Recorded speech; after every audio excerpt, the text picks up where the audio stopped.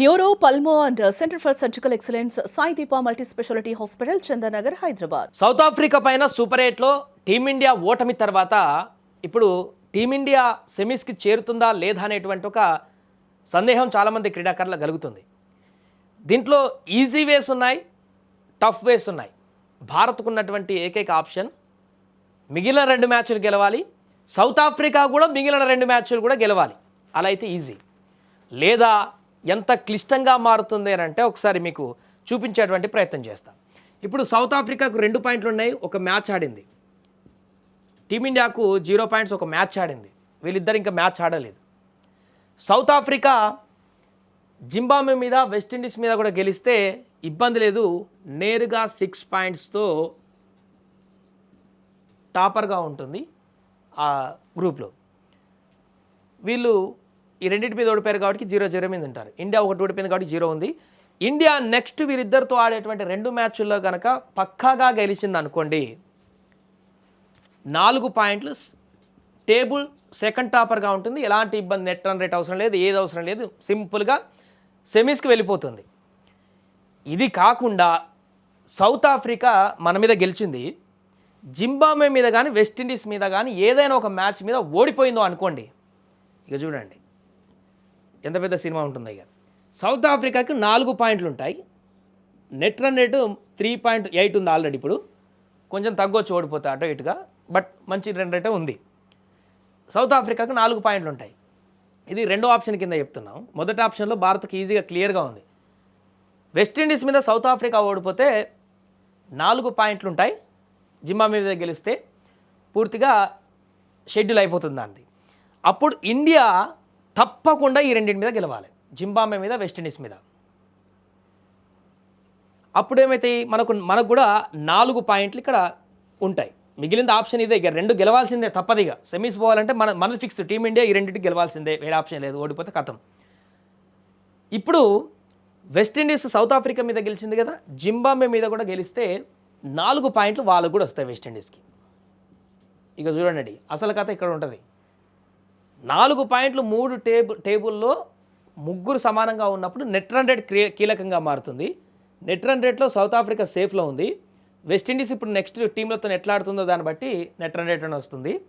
In case West Indies కొంచెం అగ్రెసివ్గా ఆడి వాళ్ళ నెట్ రన్ రేట్లోకి వెళ్తే మన 4 పరుగులన్నా కూడా ఇక్కడ నిష్క్రమించేటువంటి అవకాశం ఉంటుంది.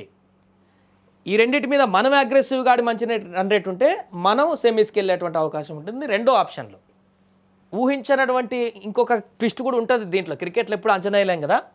సౌత్ ఆఫ్రికా మన మీద గెలిచింది 2 పాయింట్లతోటి, వెస్టిండీస్ మీద ఓడిపోయింది అనుకోండి, 4 పాయింట్లు. జింబాబ్వే మీద గెలుస్తుంది ఎట్లాగనుకుంటే 4 పాయింట్లు. జింబాబ్వే వెస్టిండీస్ మీద గెలిచింది అనుకోండి, 2 పాయింట్లు జింబాబ్వేకి వస్తాయి, వెస్టిండీస్కి 2 పాయింట్లు ఉంటాయి సౌత్ ఆఫ్రికా మీద గెలిచింది కాబట్టి. టీమిండియా వెస్టిండీస్ మీద గెలిస్తే 2 పాయింట్లు.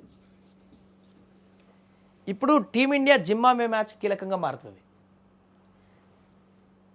ఇన్ కేస్ ఈ మ్యాచ్లో మనం ఓడిపోతే కథం ఇంటికే. ఇక జింబాబ్వే మీద మనం గెలిస్తే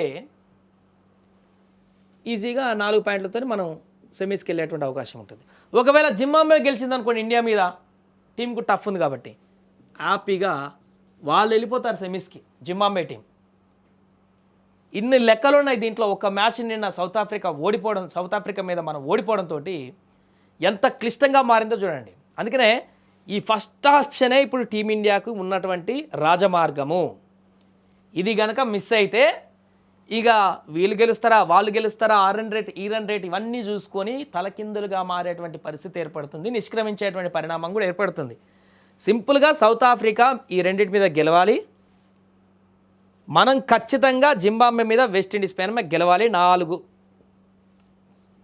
పాయింట్లు సాధించాలి అంతే. ఇక ఇన్ కేసు సౌత్ ఆఫ్రికా వీళ్ళ మీద గెలుస్తుందా, ఓడిపోతుందా, ఇవన్నీ పక్కన పెట్టినా కూడా ఈ రెండింటి మీద, జింబాబ్వే, వెస్టిండీస్ మీద పక్కాగా మనం అగ్రెసివ్గా ఆడి ఇప్పుడు -3.8 ఉన్నటువంటి నెట్ రన్ రేట్ని ప్లస్లోకి తీసుకువెళ్ళాలి. అంటే జింబాబ్వే పైన ఒక 70-80 పరుగులతో గెలవాలి, వెస్టిండీస్ పైన ఒక 30-20 మార్జిన్తో గెలవాలి. లేదా సెకండ్ బ్యాటింగ్ తీసుకుంటే 15 ఓవర్లకు ఎక్కువ వికెట్లు పడకుండా 15-18 ఓవర్లకి కంప్లీట్ చేయాలి మ్యాచ్లు. అప్పుడు నెట్ రన్ రేట్ ప్లేస్లోకి వస్తుంది. అప్పుడు 4 పాయింట్లు మనం సేఫ్లో ఉన్నాం కాబట్టి ఇంకేం తలకిందులైనా కూడా సౌత్ ఆఫ్రికా ఈ రెండింటి మీద ఒకటి ఓడిపోయిన 4 పాయింట్లు వస్తాయి, ఇంకా వీళ్ళు కొట్టుకున్న 4 పాయింట్లు వచ్చినా కూడా నెట్ రన్ రేట్లో కొంత సేఫ్గా ముందుంటాం మనం. ఇక అదంతా వద్దు అని అనుకుంటే సౌత్ ఆఫ్రికా ఖచ్చితంగా జింబాబ్వే మీద వెస్టిండీస్ మీద గెలవాలి, మనం సైలెంట్గా ఈ జింబాబ్వే మీద వెస్టిండీస్ మీద గెలవాలి కంపల్సరీ. అంతే, ఇక నెట్ రన్ రేట్ అవసరం లేదు, ఏం లేదు, 4 పాయింట్తో వెళ్ళిపోవాలంటే ఇది జరగాలి. సరే, మన మీద మనకు నమ్మకం ఉంది కాబట్టి మనం ఖచ్చితంగా గెలవాలని చెప్తాం కాబట్టి జింబాబ్వే వెస్టిండీస్ మనం గెలిస్తే 4 పాయింట్లు.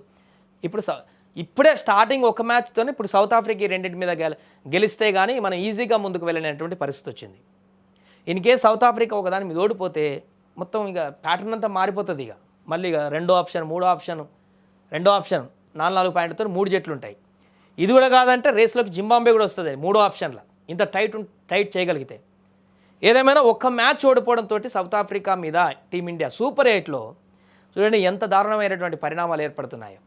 ఒకటే ఆప్షన్, మిగిలిన 2 మ్యాచ్లు టీమిండియా అద్భుతంగా బ్యాటింగ్ చేసి బౌలింగ్ చేసి గెలవాల్సిందే ఎక్కువ మార్జిన్ తోటి.